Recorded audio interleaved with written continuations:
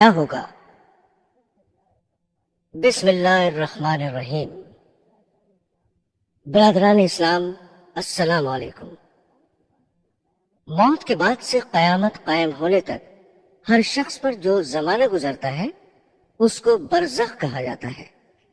برزخ کے لغوی معنی پردہ اور آڑ کے ہیں۔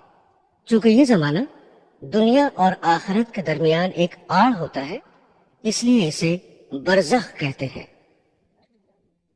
حضرات گرامی، آخرت کی مراجعت کے وقت سب سے پہلے آپ کو ملک الموت سے ملنا ہے، اور ملک الموت کے معنی ہے موت کا فرشتہ۔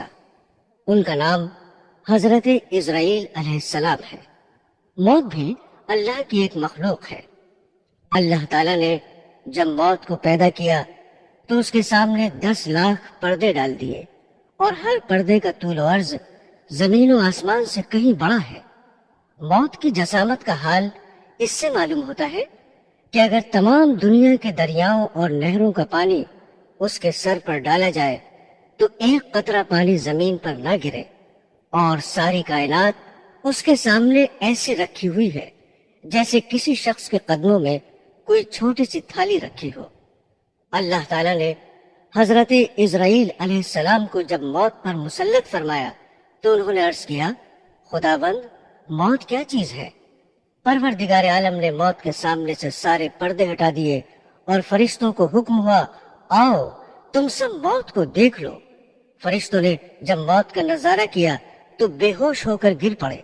جب ان کو ہوش آیا تو پوچھا، الہی، کیا موت سے بھی بڑی کوئی چیز دنیا میں موجود ہے؟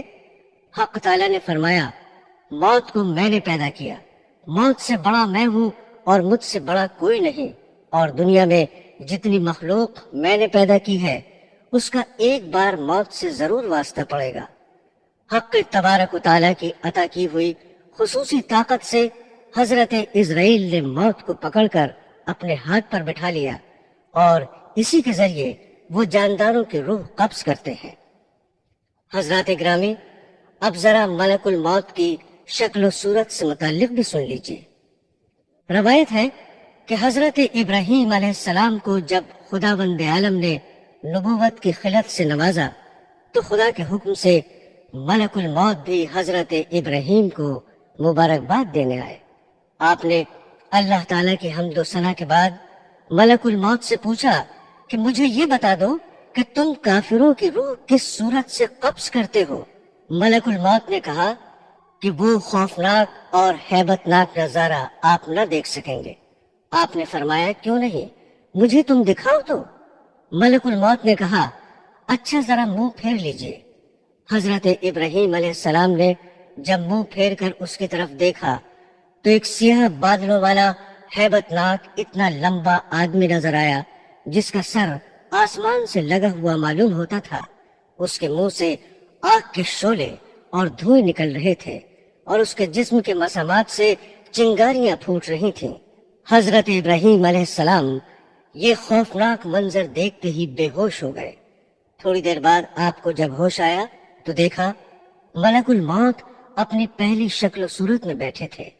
آپ نے فرمایا، اگر کافر کو اذیت اور سختی پیش نہ بھی آئے تو تمہاری یہ بھیانک اور ہیبتناک صورت ہی اس کے لیے بڑا عذاب ہے، اور یہی اس کو کافی ہے۔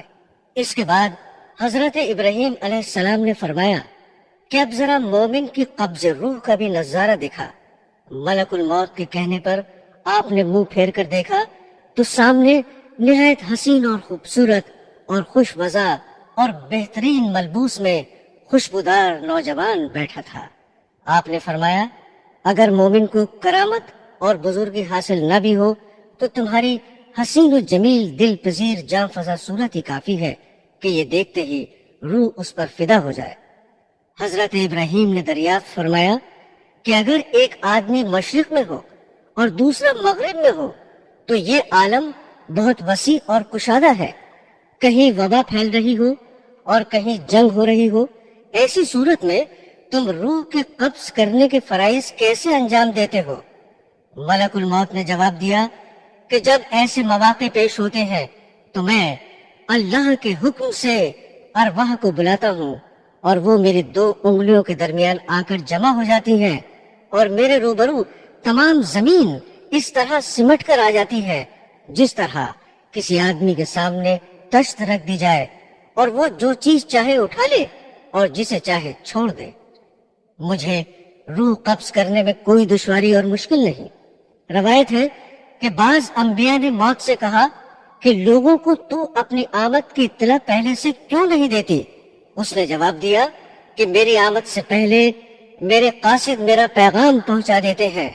حادثات و انقلابات، بڑھاپا، بالوں کی سفیدی، بیماری، بصارت کی کمزوری وغیرہ میرے قاصد ہی تو ہیں، مگر لوگوں کو پھر بھی ہوش نہیں آتا اور وہ غفلت کے پردے میں رہتے ہیں۔ بھائی اور بہنوں، اب ذرا ملاحظہ کیجئے کہ ملک الموت کے معاونین کون کون ہیں۔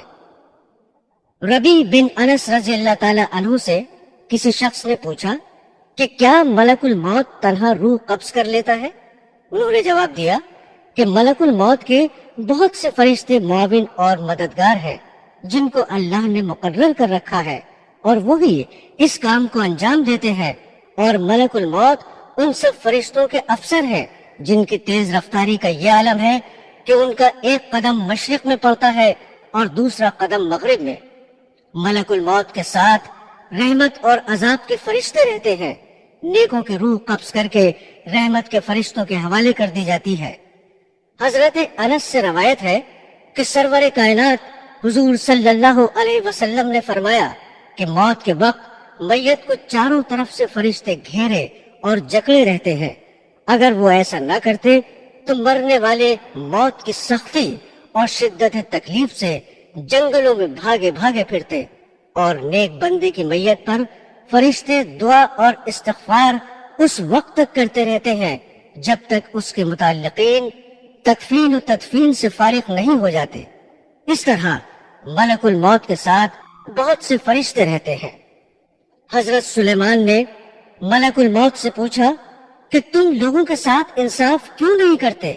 کسی کی روح تو فوری طور پر قبض کر لیتے ہو اور اسے جلد سے جلد تر اس دنیا سے منتقل کر دیتے ہو، اور کسی کو تکلیفوں اور اذیتوں میں اس طرح الجھاتے ہو کہ وہ لاچار اور مجبور پڑا تڑپا کرتا ہے۔ ملک الموت نے کہا کہ یہ بات میرے قبضے اور اختیار میں نہیں ہے، ہر ایک کے نام کا ایک صحیفہ مجھے ملتا ہے، جیسا حکم ہوتا ہے بجا لاتا ہوں۔ روایت ہے کہ شعبان کے مہینے میں ملک الموت کو ایک کاغذ دیا جاتا ہے، اس میں ان تمام لوگوں کے نام لکھے رہتے ہیں جن کی روح قبض کرنے اس سال ان کے ذمے ہوتا ہے، مگر دنیا کے لوگ اپنی آرائش اور آسائش کے کاموں میں مصروف رہتے ہیں۔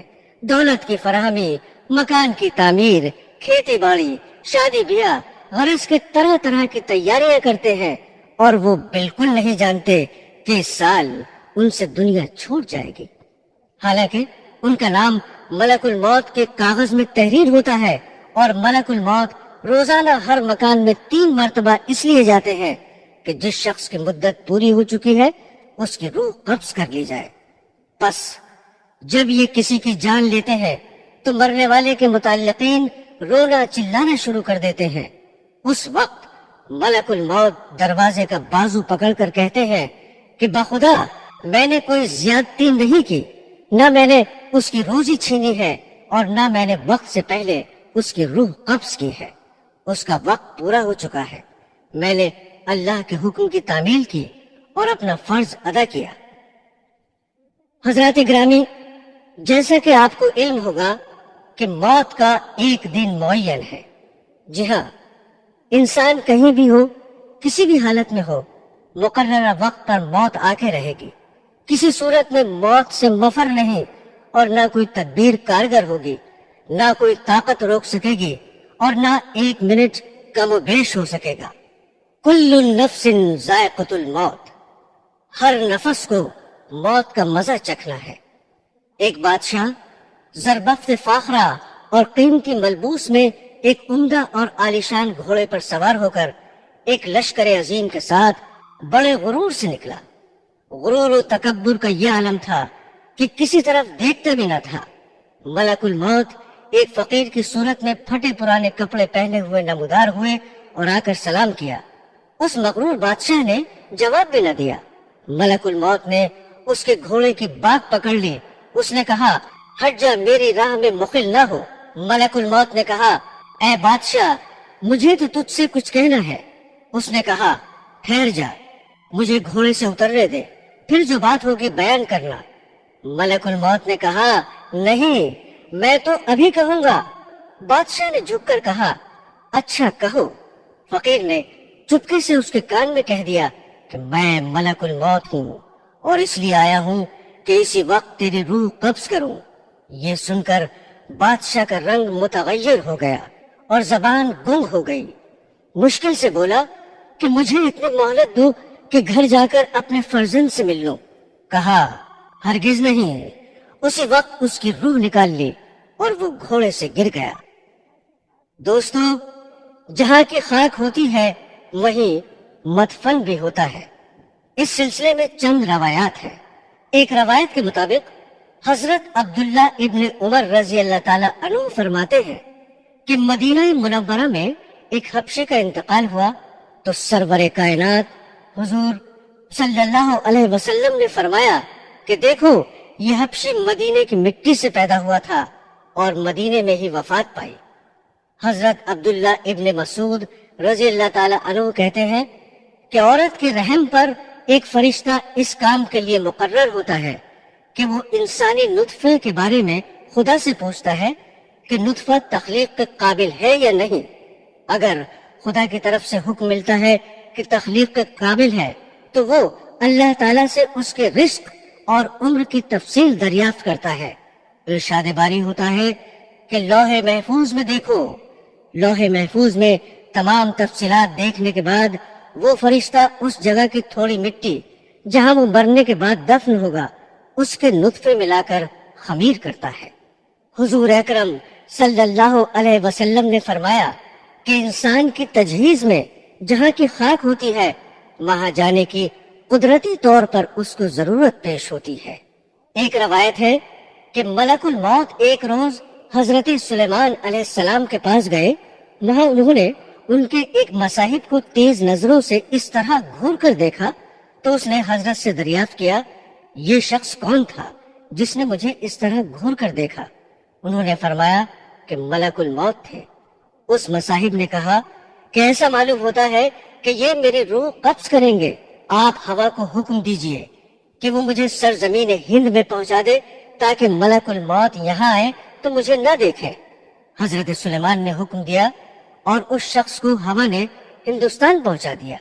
پھر ملک الموت آئے تو آپ نے پوچھا کہ تم نے میرے مصاحب کو کیوں گھور کر دیکھا تھا؟ ملک الموت نے کہا کہ حضرت مجھے اللہ تعالیٰ کی طرف سے حکم ہوا تھا کہ اسی گھڑی ہندوستان میں اس شخص کی روح قبض کروں۔ وہ یہاں آپ کے پاس بیٹھا ہوا تھا۔ میں نے اسے دیکھ کر سوچا کہ یہ ہندوستان اتنی جلدی کیسے پہنچے گا، لیکن جب میں وہاں گیا تو اسے بھی وہیں پایا اور میں نے اس کی روح قبض کی۔ حضرات گرامی، بعض اوقات ایسا ہوتا ہے کہ انسان کی وفات کہیں ہوتی ہے اور کسی دوسرے مقام پر دفن ہوتا ہے، مگر جہاں کی مٹی ہوگی وہیں دفن ہوگا۔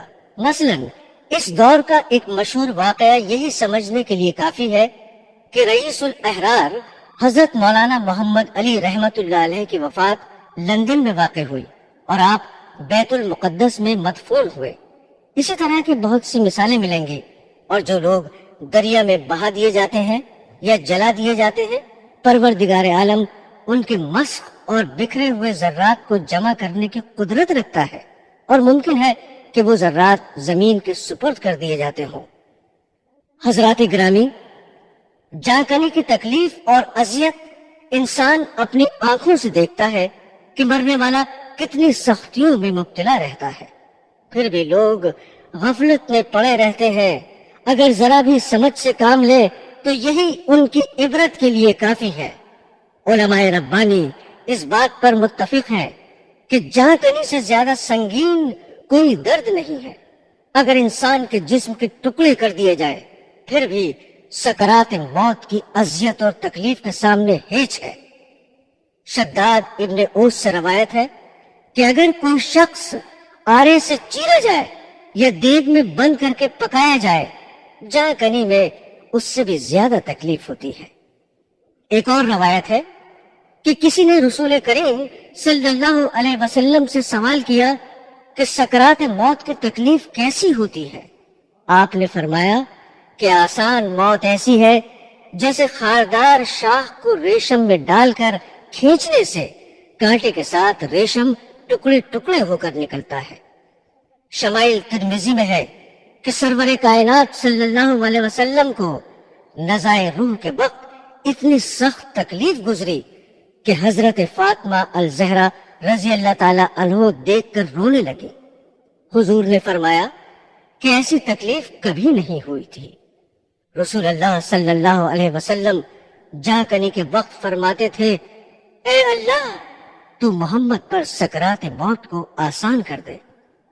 حضور اکرم سرور کائنات صلی اللہ علیہ وسلم نے فرمایا، نزع کی تکلیف بندہ مومن کے لیے گناہوں کا کفارہ بن جاتی ہے، اور کافر کو موت کے وقت ہی اس کے نیک عمل کی جزا دے دی جاتی ہے۔ اور حضرت عیسیٰ علیہ السلام فرماتے ہیں، اے حواریوں میرے لیے دعا کرو کہ اللہ تعالیٰ موت کی سختیاں مجھ پر آسان کر دے۔ میں موت سے اتنا ڈرتا ہوں کہ خوف کے مارے مرا جاتا ہوں۔ حدیث شریف میں یہ بھی وارد ہے کہ حضرت موسیٰ علیہ السلام کی وفات کا وقت قریب آیا تو حق تعالیٰ نے ان سے پوچھا کہ جاں کنی میں تم نے اپنے آپ کو کیسا پایا؟ عرض کیا کہ زندہ مرغ کے مثل، کہ اسے بھونے تو نہ وہ اڑ سکے نہ مر سکے کہ کہیں نجات پائے۔ مولا کائنات حضرت علی رضی اللہ تعالی عنہ فرماتے ہیں کہ اے مسلمانوں، کافروں سے جہاد کرو تاکہ قتل ہو، کیونکہ تلوار کی 1000 ضربیں مجھ پر زیادہ آسان ہیں بنسبت اس کے کہ بستر پر پڑے پڑے جاں کنی ہو۔ ایک صحابی سے روایت ہے کہ حضور نبی کریم صلی اللہ علیہ وسلم نے فرمایا کہ موت کی تکلیف اس قدر سخت و سنگین ہوتی ہے کہ اگر اس کا ایک قطرہ بھی زمین و آسمان پر ڈال دیا جائے تو سب زمین والے مر جائیں گے۔ حضرات گرامی، حضرت عبداللہ ابن مسعود رضی اللہ تعالی عنہ سے روایت ہے کہ جب حق تعالی کسی مومن کی روح قبض کرانا چاہتا ہے تو ملک الموت کے پاس حکم بھیجتا ہے کہ اس بندے کو میرا سلام پہنچانا۔ جب ملک الموت آتے ہیں تو اس سے کہتے ہیں کہ تیرا رب تجھے سلام کہتا ہے۔ حضرت انس بن مالک رضی اللہ تعالی عنہ فرماتے ہیں کہ اے خدا کے دوست، تم پر سلام ہو، اس گھر سے نکلو جسے تم نے خواہشات نفسانی کو قربان کر کے ویران کر دیا ہے، اور اس گھر میں چلو جسے تم نے اپنی عبادت سے آباد کیا ہے۔ حضرت ابن جریر رضی اللہ تعالی عنہ سے روایت ہے کہ رسول خدا صلی اللہ علیہ وسلم نے حضرت عائشہ صدیقہ رضی اللہ تعالی عنہ سے ارشاد فرمایا کہ جب مومن مرتے وقت فرشتوں کو دیکھتا ہے تو فرشتے اس سے کہتے ہیں کہ ہم تجھے دنیا میں واپس کر دیں اور روح قبض نہ کر دیں۔ وہ کہتا ہے، کیا مجھے غم و آلام اور رنج و تفکرات کی جگہ لے جانا چاہتے ہو؟ اب تو میں نہیں جاتا، مجھے میرے پروردگار کے پاس لے چلو۔ حضرت انس رضی اللہ تعالی عنہ سے روایت ہے کہ رسول اللہ صلی اللہ علیہ وسلم نے فرمایا کہ انسان کے 2 دروازے ہیں، ایک دروازے سے اس کا عمل چڑھتا ہے اور دوسرے دروازے سے اس کا رزق اترتا ہے۔ جب مومن مر جاتا ہے تو دروازے اس کی موت پر روتے ہیں۔ حضرت ابن عمر رضی اللہ تعالی عنہ فرماتے ہیں کہ حضور اقدس صلی اللہ علیہ وسلم نے ارشاد فرمایا کہ جب بھی مومن مر جاتا ہے تو قبرستان اپنے آپ کو سجا لیتا ہے، اور قبرستان کا ہر حصہ یہ تمنا کرتا ہے کہ یہ بندہ میرے اندر دفن ہو۔ ایک دوسری روایت ہے کہ مومن کی موت پر زمین 40 دن تک روتی ہے۔ حضرت عطاء الخراسانی رحمت اللہ علیہ فرماتے ہیں کہ جو بندہ زمین کے کسی حصے میں سجدہ کرتا ہے وہ حصہ قیامت کے روز تک اس کے مرنے کے دن سے روئے گا۔ مروی ہے کہ ایک انصاری کی روح قبض کرنے کے لیے ملک الموت آئے اور ان کے سرہانے بیٹھ گئے تو حضور اکرم صلی اللہ علیہ وسلم نے دیکھ کر فرمایا کہ میرے صحابی کے ساتھ نرمی کرو کیونکہ وہ مومن ہے۔ حضرت ملک الموت نے فرمایا آپ اطمینان فرمائیں اور یقین کریں کہ میں مومن کے ساتھ نرم ہوں۔ حضرت عبداللہ ابن عباس رضی اللہ تعالی عنہ نے فرمایا کہ مومن کی مثال اس کے دم کے وقت ایسی ہے جیسے کوئی قید خانے سے رہا کر دیا جائے اور پھر آزادی کے ساتھ ہر جگہ کی سیر کرتا پھرے، اور یہ حال اس شخص کا ہوتا ہے جو دنیا میں رہتے ہوئے بھی دنیا سے بے رغبت اور کنارہ کش رہ کر خدا کی یاد اور اس سے ملاقات کی تیاری میں لگا رہتا ہے۔ موت اس کے لیے محبوب حقیقی کے وصال کا مژدہ پیغام ہوتی ہے۔ ایک طویل روایت ہے جس کا خلاصہ یہ ہے کہ رسول اللہ صلی اللہ علیہ وسلم نے فرمایا کہ بے شک جب تک بندہ مومن دنیا سے انتقال اور آخرت کا سفر کرنے کو ہوتا ہے تو اس کے پاس فرشتے نزول فرماتے ہیں جن کے چہرے حسین و جمیل اور سورج کی طرح روشن ہوتے ہیں۔ ان کے پاس جنتی کفن اور جنت کی خوشبو ہوتی ہے۔ یہ فرشتے اس قدر ہوتے ہیں کہ جہاں تک اس کی نظر پہنچے فرشتے بیٹھے ہوئے نظر آتے ہیں اور اسے گھیرے رہتے ہیں، اور حضرت ملک الموت تشریف لاتے ہیں اور اس کے سرانے بیٹھ جاتے ہیں اور فرماتے ہیں اے پاکیزہ روح، اللہ کی مغفرت اور خوشنودی کی طرف نکل کر چل۔ چنانچہ اس کی روح اس طرح سہولت اور آسانی سے نکل آتی ہے جیسے مشکیزے میں سے پانی کا قطرہ بہتا ہوا باہر آ جاتا ہے۔ بس اسے حضرت ملک الموت لے لیتے ہیں، اور دوسرے فرشتے جو وہاں دور تک بیٹھے رہتے ہیں پل بھر بھی ان کا ساتھ نہیں چھوڑتے، اور اسے لے کر اس کو جنتی کفن اور خوشبو میں رکھ کر آسمان کی طرف چل دیتے ہیں۔ اس خوشبو کے متعلق حضور صلی اللہ علیہ وسلم کا ارشاد ہے کہ زمین پر جو بھی عمدہ سے عمدہ خوشبو مشک کی پائی گئی ہے ویسی ہی خوشبو ہوتی ہے۔ پھر فرمایا کہ اس روح کو لے کر فرشتے آسمان کی طرف چڑھنے لگتے ہیں، اور فرشتوں کی جس جماعت میں بھی ان کا گزر ہوتا ہے وہ کہتے ہیں واہ کیا اچھی خوشبو ہے۔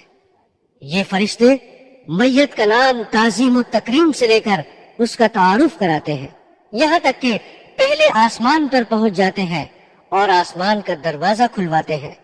چنانچہ دروازہ کھول دیا جاتا ہے اور وہ اس طرح روح کو لے کر اوپر چلے جاتے ہیں حتیٰ کہ 7ویں آسمان تک پہنچ جاتے ہیں۔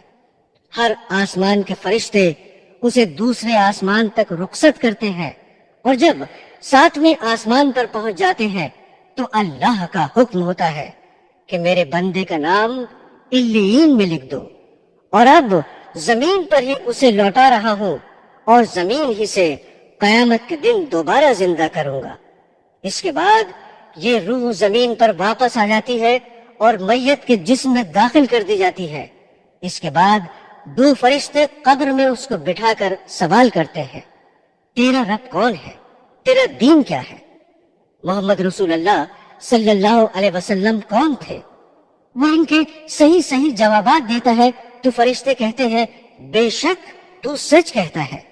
اس کے بعد اللہ کی طرف سے ندا آتی ہے میرے بندے کے لیے جنت کا فرش بچھا دو، اس کو جنت کا لباس پہنا دو، اور اس کے لیے جنت کا دروازہ کھلتے ہی روح پرور ہوا اور خوشبو آنے لگتی ہے، اور قبر کو حد نظر تک کشادہ کر دیا جاتا ہے، اور اس کے بعد میت کے نیک اعمال ایک حسین اور خوبصورت شخص کی شکل میں آتے ہیں اور میت سے اس کی رفاقت کا وعدہ کرتے ہیں اور خوشی کی بشارت دیتے ہیں۔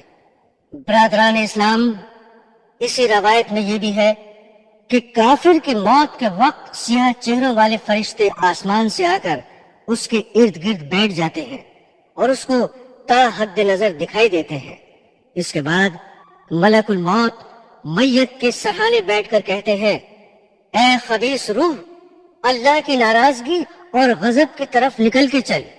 یہ سنتے ہی روح خوف و ہراس سے سارے بدن میں دوڑنے لگتی ہے، مگر طرح طرح کی سختی سے اس کی روح زبردستی جسم سے نکال لی جاتی ہے اور وہ فرشتے اس کی روح کو ٹاٹ میں لپیٹ لیتے ہیں۔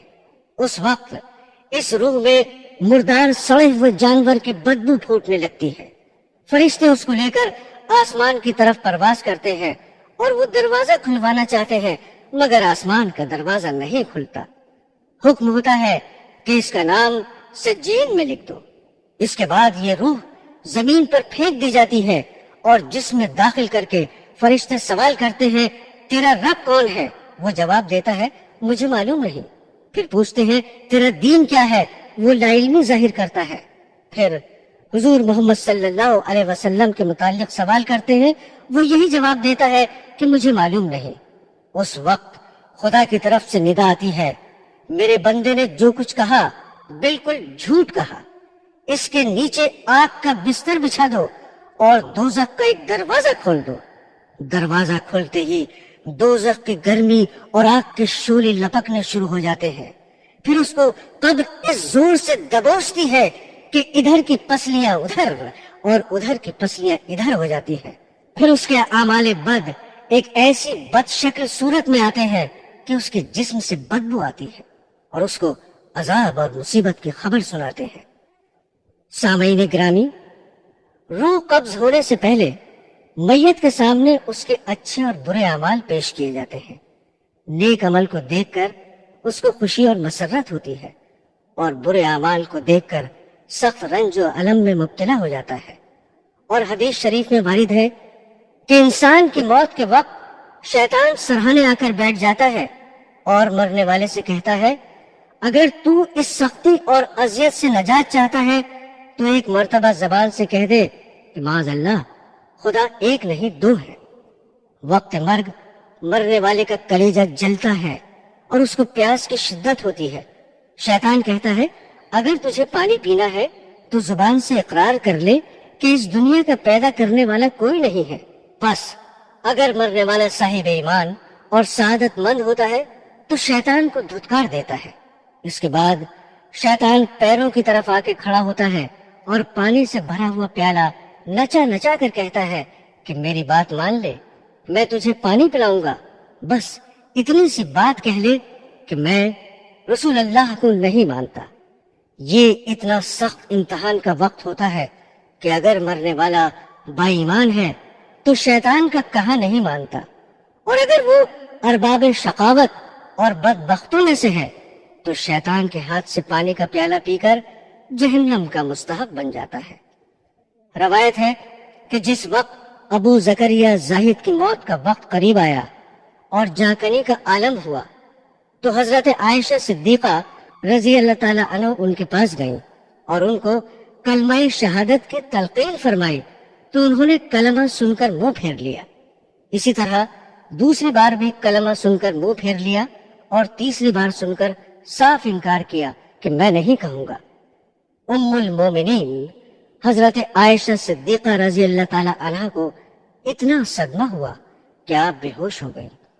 کچھ دیر بعد آپ کو ہوش آیا تو ابو زکریا زاہد کو بھی افاقہ ہوا اور ان کے حواس کچھ بجا ہوئے۔ پوچھا تم لوگوں نے مجھ سے کیا کہا تھا؟ حضرت صدیقہ نے فرمایا کہ میں نے تمہیں 3 مرتبہ کلمہ شہادت کی تلقین کی، 2 دفعہ تو تم نے سن کر منہ پھیر لیا اور تیسری بار انکار کیا۔ حضرت ابو زکریا زاہد نے جواب دیا کہ شیطان میرے پاس پانی کا بھرا ہوا پیالہ لے کر آیا تھا اور میری داہنی طرف کھڑا ہو کر بولا پانی پیو گے؟ میں نے کہا ہاں۔ شیطان نے کہا اچھا یوں کہے کہ عیسیٰ علیہ السلام خدا کے بیٹے تھے، ادھر بھی اس نے یہی بات کہی۔ میں نے پھر اس کی طرف منہ پھیر لیا۔ تیسری بار شیطان نے کہا اچھا لا الہ کہہ لے۔ میں نے اس کو ڈانٹ کر جواب دیا میں نہیں کہوں گا۔ یہ سن کر شیطان نے پانی کا پیالہ زمین پر پھینک دیا اور فرار ہو گیا۔ سامعین حضرات، اب ذرا قبر کے حالات پر غور فرمائیے۔ حضور پر نور رحمت للعالمین صلی اللہ علیہ وسلم کا ارشاد گرامی ہے کہ جب میت کو قبر میں رکھ دیا جاتا ہے تو قبر اس سے کہتی ہے کہ اے بدبخت، خراب حال انسان، تو مغالطے اور دھوکے میں رہا، مجھ پر شان سے اکڑ کر اور تن کر چلتا تھا، تجھ کو یہ معلوم نہیں تھا کہ میں امتحان اور آزمائش کا گھر ہوں، میں تنہائی اور ہیبت اور ظلمت کا مقام ہوں جہاں صرف کیڑوں کی بہتات ہے، تو نے میری پرواہ نہ کی۔ بس اگر مرنے والا نیک ہوتا ہے تو اس کی طرف سے کوئی جواب دینے والا کہتا ہے کہ اے قبر تو دیکھتی نہیں کہ یہ اچھی باتوں کا حکم کرتا تھا اور لوگوں کو बुरी बातों से रोकता था। फिर कब्र ये सुनकर कहती है, अच्छा ये अगर ऐसा था तो इसके लिए मैं गुलजार बन जाती हूँ। बस उसका जिस्म नूर का बन जाएगा और रूह खुदा के पास चली जाएगी। और कभी मुर्दे से कब्र इस तरह कहती है कि मैं तारीकी और तन्हाई का घर हूँ, अगर तू दुनिया में अल्लाह ताला की इताअत और फर्मा बरदारी में रहा है तो मैं आज तेरे लिए रहमत होंगी, और अगर तूने हक ताला की नाफरमानी और सरकशी की होगी तो मैं तेरे लिए अजाब जान बनूंगी। मैं वो हूँ जो मुझ में खुदा का मुती होकर आएगा, वो यहाँ से खुश खुर्रम होके निकलेगा। जो गुनहगार और नाफरमान होगा वो तबाह और बर्बाद हो जाएगा। और बाज दफा कब्र कहती है कि ए खाने खराब, क्या तुझे किसी ने मुझसे डराया नहीं था और तुझे ये खौफ नहीं दिलाया था कि तंग और तारीक और बदबूदार और खौफनाक कीड़ों का मरकज हूँ। बस तूने दुनिया में रहकर मेरे लिए क्या सामान मुहैया किया है। और जब कोई शख्स कब्र में दफन किया जाता है और उस पर अजाब और तकलीफ का नुज़ूल होता है तो उसके आसपास के मुर्दे जो मदफून होते हैं उससे कहते हैं कि ए शेख, तू किस कदर गाफिल रहा कि हमारे बाद भी तुझे दुनिया में रहने का मौका मिला, और तू हमसे बाद में आया है, फिर भी तूने अपने से पहले आने वालों की मराजियत से इबरत न हासिल की, और तूने न समझा कि मरने वाले तो मर चुके और उनके अमाल भी पूरे हो गए, खा अच्छे अमाल थे या बुरे, मगर तेरे लिए तो बेहतरीन मौके थे। तू दारुल आमाल यानी दुनिया में था और बुरे अफाल का तदारुक नेक कामों से कर लेता। तुझे तो काफी मोहलत मिली हुई थी। तू उन लोगों पर गौर करता जो कि तुझसे पहले लोगों के कांधों पर लाद कर मिट्टी में मिला दिए गए। तुझे किसने धोखा दिया और तू किस मुगालते और फरेब में पड़ा रहा। हदीस शरीफ में वारिद है कि हुजूर सरवरे कायनात सल्लल्लाहु अलैहि वसल्लम ने फरमाया कि कब्र जहन्नम की खंदकों में से एक खंदक है या जन्नत के बागों में से एक बाग है, और जब कोई शख्स मर जाता है तो उसको उसका ठिकाना सुबह और शाम दिखाया जाता है। जन्नती को जन्नत दिखाई जाती है और दोस्ती को दोज़ख का नजारा कराया जाता है।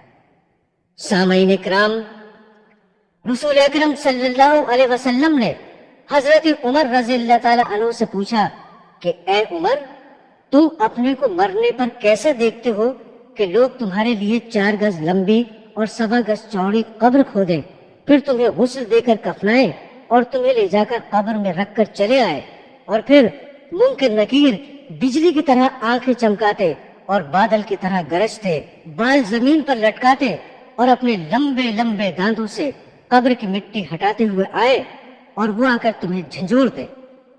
हजरत उमर ने अर्ज किया कि या रसूल अल्लाह सल्लल्लाहु अलैहि वसल्लम, क्या उस वक्त मेरी अक्ल मेरे साथ होगी? आपने फरमाया, हाँ, अक्ल तुम्हारे साथ होगी। अर्ज किया, तो मुझे कोई खौफ नहीं, मैं जवाब दे लूंगा।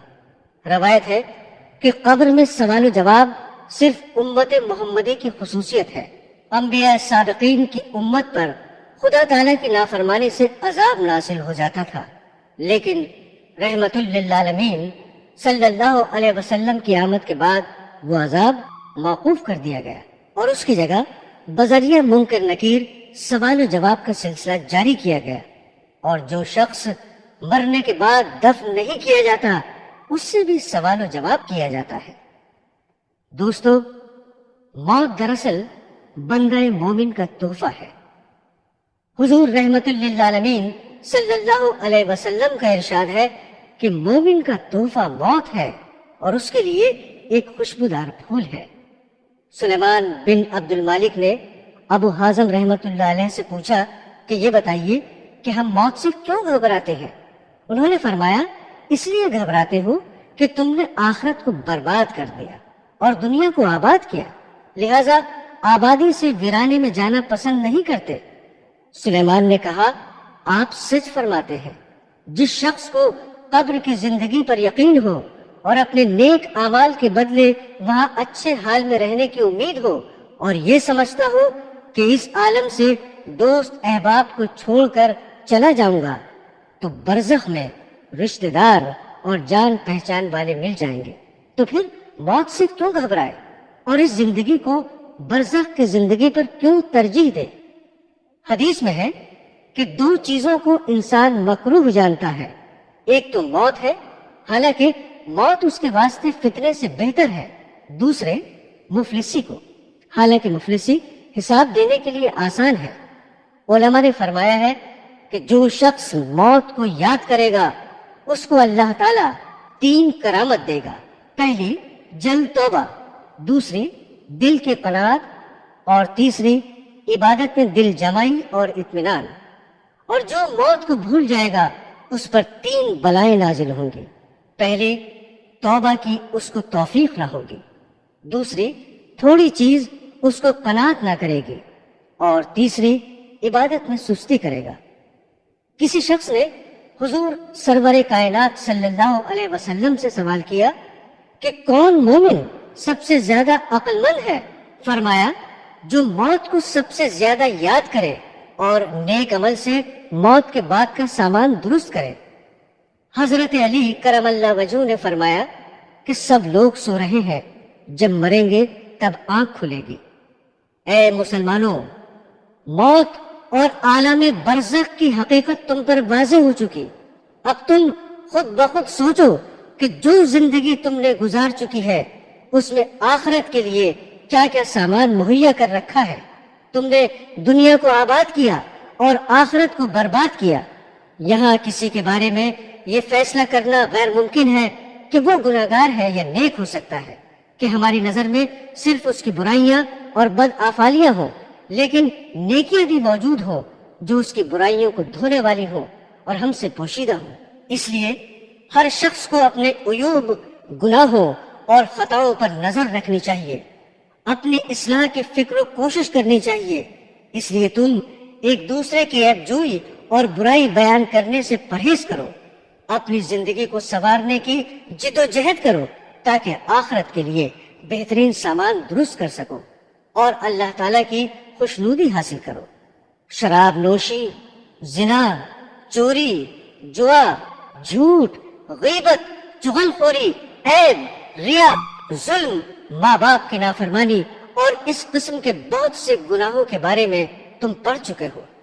قبر میں کس قدر سخت عذاب انہی گناہوں کے بدلے میں ملتا ہے۔ تمام گناہوں سے اجتناب کرو اور نماز، روزہ، حج، زکوٰۃ، خیرات، صدقہ، صلہ رحمی، اتفاق و محبت، ایسے تمام نیک کاموں پر خلوص دل سے عمل کرو۔ یہی تمہارے اعمال صالح آخرت میں کام آئیں گے اور تم کو عذاب سے محفوظ رکھیں گے۔ حضرات گرامی، میت کے اعمال کے بارے میں سرور کائنات رسول اللہ صلی اللہ علیہ وسلم نے فرمایا کہ جب مردے کو قبر میں رکھ دیتے ہیں تو وہ لوگ جو اس کے جنازے میں آئے تھے دفن کرنے کے بعد واپس ہوتے ہیں تو وہ ان کے پاؤں کی آہٹ سنتا ہے، اس کے اعمال اسے گھیر لیتے ہیں۔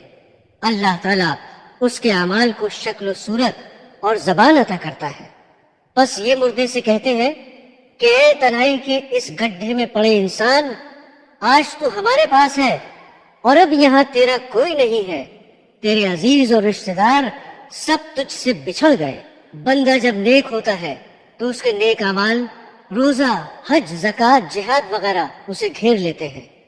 پھر عذاب کے فرشتے اس کی پاؤں کی طرف آتے ہیں تو نماز کہتی ہے اس سے الگ رہو۔ یہ شخص اللہ کی عبادت کے لیے ان پاؤں پر کھڑا رہتا تھا۔ پھر فرشتے اس کے منہ کی طرف آتے ہیں تو روزہ کہتا ہے کہ ادھر تمہارے لیے راستہ مسدود ہے کہ یہ شخص اللہ کے لیے دنیا میں بھوکا پیاسا رہتا تھا۔ پھر فرشتے بدن کی طرف آتے ہیں تو حج اور جہاد کہتے ہیں یہاں سے دور رہو، کیونکہ اس شخص نے بدن سے حج کے لیے بڑی محنت و مشقت اٹھائی اور خدا کی راہ میں جہاد کیا، یہاں تمہارے لیے راستہ نہیں۔ پھر یہ ہاتھوں کی طرف آتے ہیں تو صدقہ اور زکوٰۃ کہتا ہے کہ اس کو رہنے دو، اس نے اپنے ہاتھوں سے بہت سا صدقہ دیا اور بارگاہ الہی میں مقبول بھی ہوا، تم کو یہاں راہ نہ ملے گی۔ تب وہ مردے سے کہتے ہیں مبارکباد، تو پاک ہی زندہ رہا اور پاک ہی مرا۔ پھر یہ عذاب کے فرشتے چلے جاتے ہیں اور رحمت کے فرشتے اس قبر کو حد نگاہ تک کشادہ کر دیتے ہیں اور بہشتی قندیل روشن کر دی جاتی ہے اور وہ قیامت تک اسی آسائش میں رہتا ہے۔ دوستو، قبر کے دبوچنے کا بیان بھی سن لیجئے۔ قبر میں کبھی کسی گناہ کے باعث یا کسی نعمت کا شکریہ نہ کرنے کی وجہ سے کچھ دیر کے لیے نیک بندوں کے لیے تنگی ہو جاتی ہے، مگر یہ محض ذرا سی دیر کے لیے ہوتا ہے۔ اس کے بعد فوراً قبر کشادہ ہو جاتی ہے، اور نیک بندوں پر اس لیے بھی ہوتی ہے کہ بشریت کے تقاضے کے تحت اگر کوئی معمولی سا گناہ بھی ہو گیا ہو تو اس معمولی سی تنگی کی وجہ سے دور کر دیا جاتا ہے اور وہ گناہ قبر ہی میں معاف ہو جاتا ہے۔ قبر کے دبوچنے کے بچاؤ کے لیے رسول اکرم صلی اللہ علیہ وسلم نے فرمایا کہ جو شخص مرض الموت میں سورہ اخلاص کا ورد رکھے گا وہ عذاب قبر سے محفوظ رہے گا، اور قیامت کے دن فرشتے اسے ہاتھوں ہاتھ لے کر پل صراط سے پار کر کے جنت میں لے جائیں گے۔ ایک روایت ہے کہ رحمت دو عالم سید المرسلین صلی اللہ علیہ وسلم حضرت سعد بن معاذ کے جنازے پر تشریف لے گئے۔ جب انہیں نماز جنازہ کے بعد سپرد خاک کیا گیا تو حضور نے بہت دیر تک تسبیح حمد و ثنا پڑھی۔ آپ سے کسی نے اس کا سبب دریافت کیا تو فرمایا کہ اس نیک بندے پر قبر کی تنگی ہو رہی تھی لیکن اللہ نے دور کر دی۔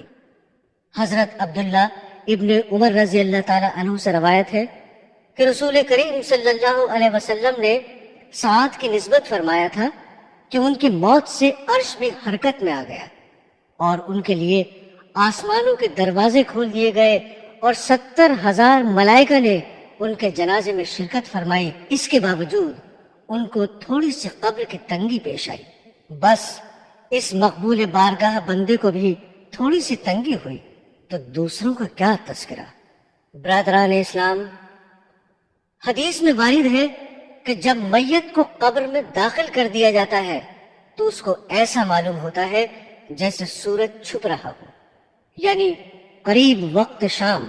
پس اس کے جسم میں روح ڈال دی جاتی ہے تو وہ آنکھ ملتا ہوا اٹھ کر بیٹھ جاتا ہے اور فرشتوں سے کہتا ہے مجھے چھوڑ دو، میں نماز پڑھوں گا۔ اور یہ اس لیے کہ وہ اپنے آپ کو دنیا میں سمجھتا ہے۔ وہ اسی خیال سے کہتا ہے کہ سوال و جواب رہنے دو، نماز کا وقت ہو رہا ہے، مجھے نماز پڑھنے دو۔ لیکن یہ بات وہی شخص کہے گا جو دنیا میں نماز کا پابند ہوگا، اس کو ہر وقت نماز کا دھیان رہتا ہوگا۔ مومن جب قبر میں رہتا ہے اسے قیامت تک روزانہ صبح و شام جنت کا وہ مقام جو اس کے لیے مقرر ہوتا ہے دکھایا جاتا ہے اور بتایا جاتا ہے کہ تیرا ٹھکانہ یہ ہے۔ حضرت ابو ہریرہ رضی اللہ تعالی عنہ سے روایت ہے کہ مومن قبر میں سبز باغ میں رہتا ہے اور اس کی قبر 70 گز چوڑی ہوتی ہے اور اس میں ایسی روشنی ہوتی ہے جیسی کہ 14ویں کی رات کی چاندنی رات کو ہوتی ہے۔ حضور صلی اللہ علیہ وسلم نے فرمایا کہ سوال و جواب کے بعد مومن مردے کی قبر وسیع روشن کر دی جاتی ہے تو اس سے فرشتے کہتے ہیں کہ اب دلہن کی طرح آرام سے سو جا اور تجھے وہی جگائے جسے تو سب سے زیادہ محبوب ہے۔ لہذا وہ نہایت آرام و آسائش سے قبر میں رہتا ہے یہاں تک کہ اللہ تعالی قیامت کے روز اس کو اسی جگہ سے اٹھائے گا۔ دوستو، حدیث شریف میں ہے کہ کافر پر 97 اژدہے ایسے مسلط کیے جاتے ہیں کہ ہر ایک کے ساتھ ساتھ پھن ہوتے ہیں اور قیامت تک اسے ڈستے رہتے ہیں، اور ان کے زہر کی تیزی و سوزش کا یہ عالم ہوتا ہے کہ اگر ان میں سے ایک بھی زمین پر پھنکار مار دے تو اس کے زہر کے اثر سے زمین ایسی بیکار ہو جائے کہ اس پر کبھی سبزہ نہ اگے۔ آج کل کی ایجادات جنگ، ایٹم بم اور زہریلی گیس وغیرہ دیکھ کر فرمان نبوی صلی اللہ علیہ وسلم کے سمجھنے میں ذرا بھی تعامل کی گنجائش نہیں رہتی۔ حضرت زید بن ثابت رضی اللہ تعالی عنہ فرماتے ہیں کہ حضور اکرم صلی اللہ علیہ وسلم ایک روز اپنی سواری پر بنی بخار کے باغ کی طرف سے گزرے اور آپ کے ساتھ کچھ صحابہ اکرام بھی تھے۔ اچانک آپ کی سواری بتکی اور اتنی زور سے اچھلنے کودنے لگی کہ آپ گرنے کو ہو گئے۔ پھر وہاں دیکھا تو 5-6 قبریں تھیں۔ آپ نے اصحاب سے پوچھا کہ یہ لوگ کس زمانے میں مدفون ہوئے؟ انہوں نے جواب دیا کہ یہ شرک کے زمانے میں مرے ہیں۔ تب آپ نے فرمایا کہ قبر والے عذاب میں مبتلا ہیں، اگر مجھے یہ ڈر نہ ہوتا کہ تم عذاب قبر کی کیفیت سن کر اپنے مردوں کو دفنانا چھوڑ دو گے تو میں خدائے کریم سے دعا کر کے وہ عذاب تم کو سنوا دیتا جو میں سنتا ہوں۔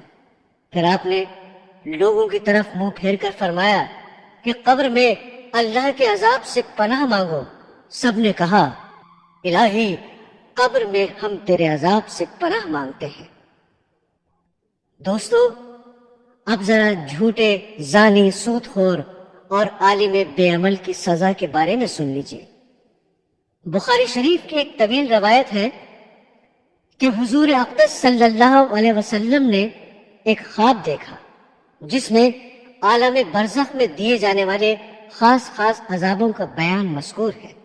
آپ نے فرمایا کہ آج کی شب میں نے خواب دیکھا کہ میرے پاس 2 شخص آئے اور میرا ہاتھ پکڑ کر پاک مقدس سرزمین کی طرف لے چلے۔ اچانک میں دیکھتا ہوں کہ ایک آدمی بیٹھا ہوا ہے اور دوسرا اس کے قریب کھڑا ہے اور اس کے ہاتھ میں لوہے کا زنبور ہے اور وہ اس بیٹھے ہوئے آدمی کے کلے چیر رہا ہے اور چیرتے چیرتے گدے تک پہنچ جاتا ہے۔ پھر یہ کلے بدستور ٹھیک ہو جاتے ہیں اور پھر وہ انہیں چیرنا شروع کر دیتا ہے۔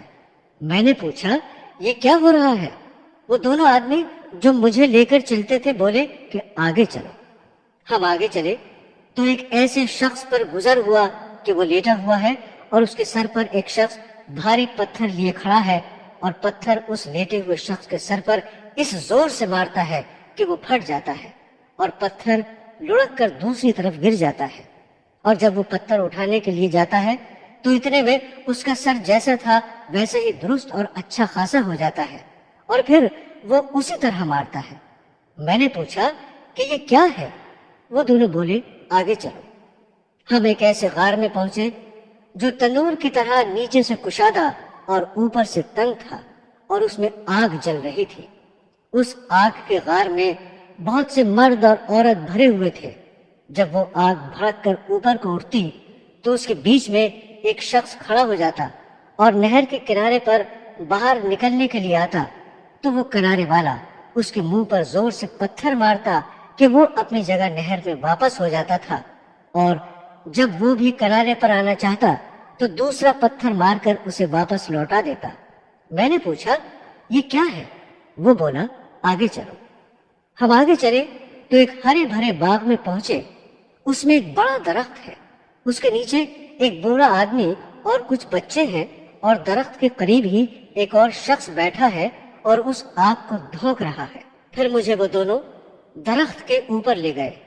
اس درخت کے بیچ ایک نہایت عمدہ مکان تھا، وہ اس میں لے گئے۔ یہ مکان بہت نفیس و خوبصورت تھا، ایسا گھر میں نے پہلے کبھی نہیں دیکھا تھا۔ اس میں بوڑھے، جوان، مرد، عورتیں اور بچے تھے، اور مجھے اس سے بھی اوپر لے گئے۔ اس میں بوڑھے اور جوان تھے۔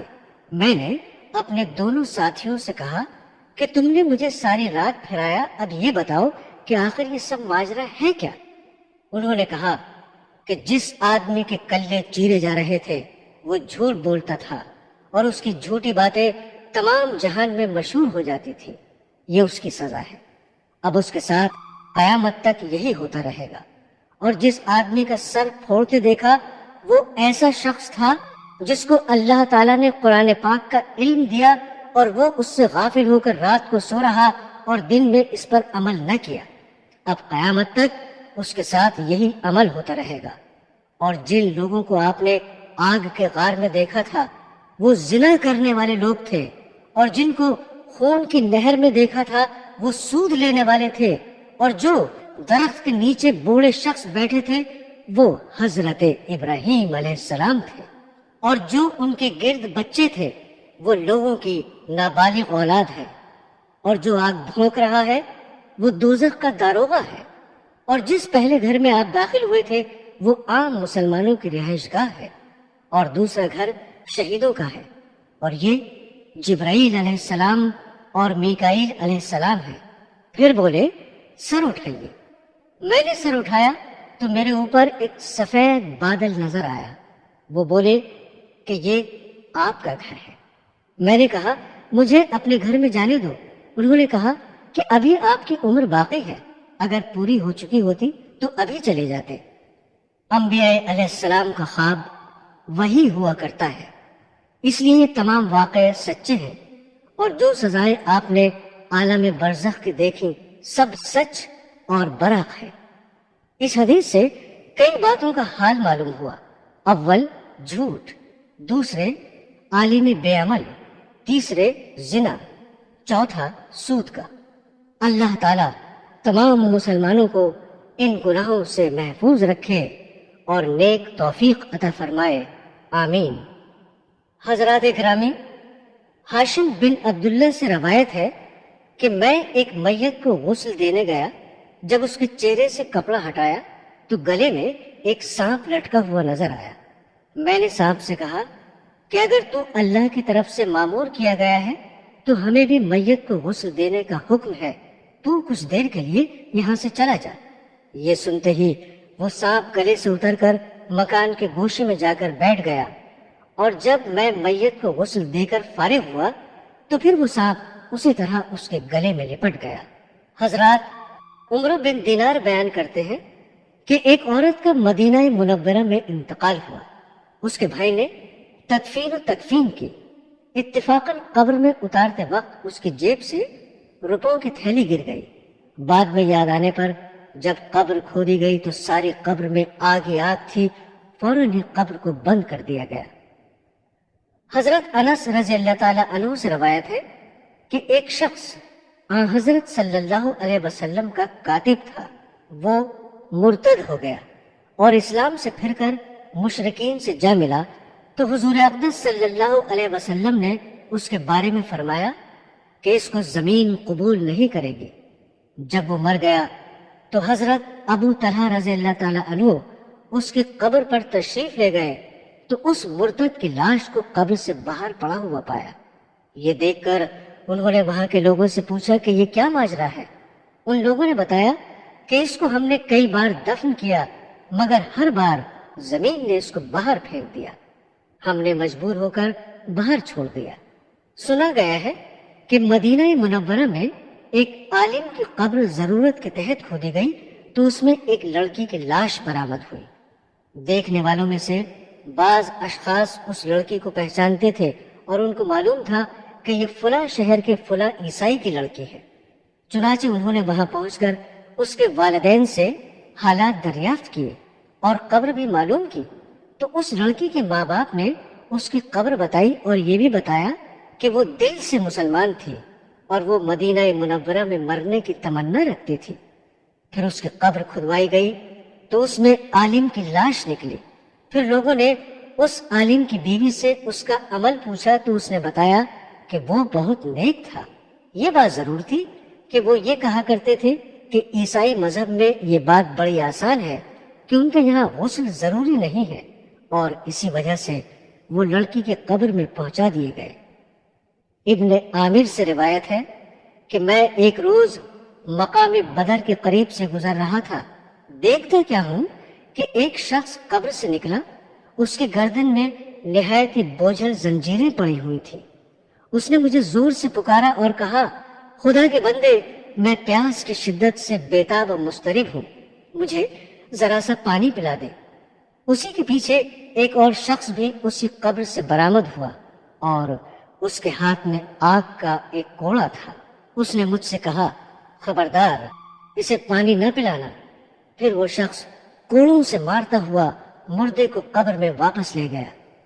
یہ واقعہ میں نے حضور پر نور صلی اللہ علیہ وسلم سے عرض کیا تو حضرت نے فرمایا، وہ دشمن اسلام ابو جہل تھا، اس کو قیامت تک یوں ہی عذاب دیا جاتا رہے گا۔ عبد الرحمن بن زید اسلم بیان کرتے ہیں کہ ایک شخص کشتی میں سفر کر رہا تھا، دریا میں طوفان و طغیانی کی وجہ سے کشتی تباہ ہو گئی۔ وہ مصیبت زدہ ایک تختے پر تیرتے تیرتے ایک جزیرے کے کنارے پر پہنچا۔ پیاس لگ رہی تھی، پانی کی تلاش کرنے لگا۔ ایک جگہ اس کو پانی نظر آیا، قریب جا کر دیکھا تو ایک آدمی زنجیروں میں بندھا ہوا نظر آیا۔ وہ پیاس سے بے قرار تھا اور پانی سے صرف ایک بالش کے فاصلے پر تھا۔ وہ پانی پینے کے لیے بہت کوشش کرتا تھا مگر کامیاب نہ ہوتا۔ دریافت کرنے پر معلوم ہوا کہ وہ حضرت آدم علیہ السلام کا لڑکا قابیل تھا، جس نے اپنے بھائی حابیل کو قتل کر دیا تھا۔ قیامت تک اسی عذاب میں مبتلا رہے گا۔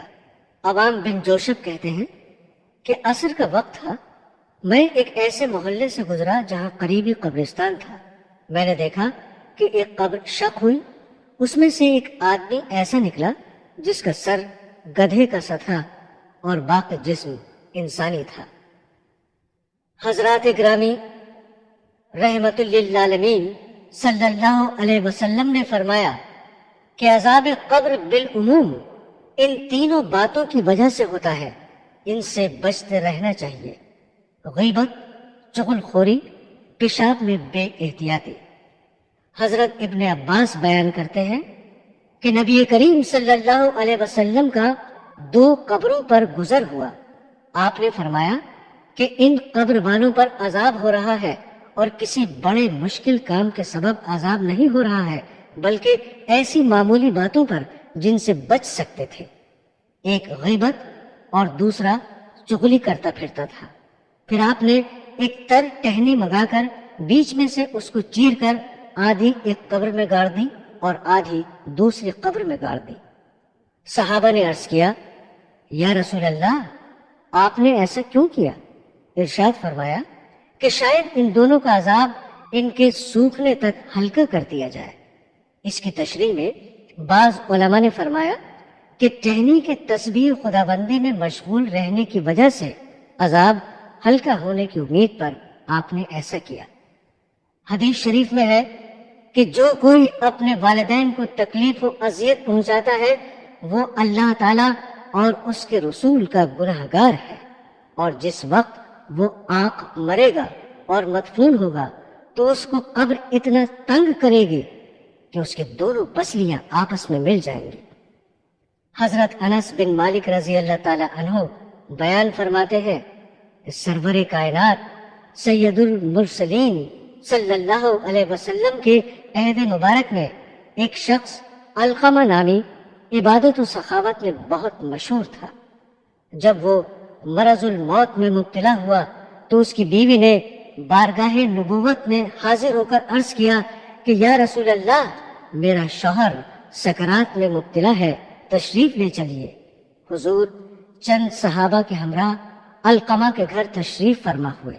علقمہ سے حال دریافت کیا، وہ کچھ بول نہ سکا۔ سرور کائنات نے فرمایا کہ علقمہ کے ماں باپ زندہ ہیں یا فوت ہو چکے ہیں؟ عرض کیا گیا کہ باپ انتقال کر چکے ہیں اور ضعیف ماں باحیات ہے۔ حضرت نے اس کو بلوا کر پوچھا کہ تمہارا لڑکا دنیا میں کیا کرتا تھا؟ اس نے عرض کیا: یا رسول اللہ، وہ نماز پڑھتا تھا، خیر خیرات کرتا تھا، لیکن وہ اپنی بیوی کو مجھ پر فضیلت دیتا تھا، اس وجہ سے میں اس سے ناخوش ہوں۔ حضور صلی اللہ علیہ وسلم نے صحابہ سے فرمایا کہ لکڑیاں جمع کر کے علقمہ کی لاش جلا دو۔ اس کی بڑھیا ماں نے کہا کہ سرور کائنات، آپ میرے لخت جگر کو آگ میں جلانا چاہتے ہیں؟ حضور نے فرمایا: اللہ تعالیٰ کا عذاب اس سے 1,00,000 گنا سخت ہے۔ تو جب تک اپنے بیٹے سے راضی اور خوش نہ ہوگی، روزہ نماز خیرات کچھ اس کے کام نہ آئے گا۔ یہ سن کر بڑھیا نے کہا: یا رسول اللہ، میں اپنے بیٹے سے خوش ہو گئی۔ اس کے بعد حضور اکرم نے اس کو کلمہ شہادت کی تلقین فرمائی اور علقمہ کلمہ شہادت پڑھ کر اس دنیا سے رخصت ہو گیا۔ برادران اسلام، یاد رکھیے، جو شخص موت کو یاد کرے گا وہ ہمیشہ آخرت کے لیے سامان مہیا کرنے میں مشغول ہوگا۔ بس انسان کو چاہیے کہ وہ موت سے غفلت نہ کرے اور ہمیشہ عقبہ کی فکر میں لگا رہے۔ ہر گھڑی محشر کی ہے، تو عرصۂ محشر میں ہے، پیش کر غافل اگر کوئی عمل دفتر میں ہے۔